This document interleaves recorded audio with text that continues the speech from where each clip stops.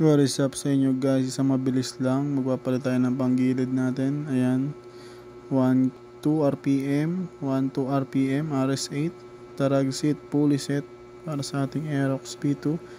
Yun yung backplate nya, ayun yung pulley, fresh na fresh. Ito rin, gamit natin lining ng RS8, 1.2 clutch spring nga palang nakakabit dyan.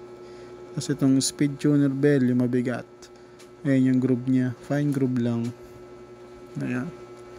Tapos itong RS8 DC8 pipe para sa ating Aerox B2 guys.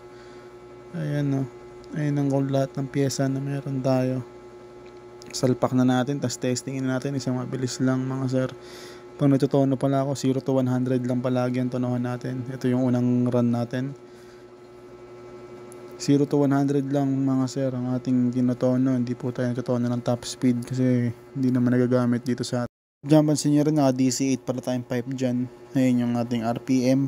Pag masdan nyo, lagpas tayo ng 8K. 0 to 100, 200 meters. Ganun lang tayo magtono mga sir. Hirap kasi mag top speed dito sa area natin. Tapos dito pala sa susunod na vid, nagpalit tayo ng pipe. Ginamit kong pipe dito is E-Tech version 1, silent killer. Medyo hindi malakas ang tunog ng pero power. Ito guys, panoorin nyo.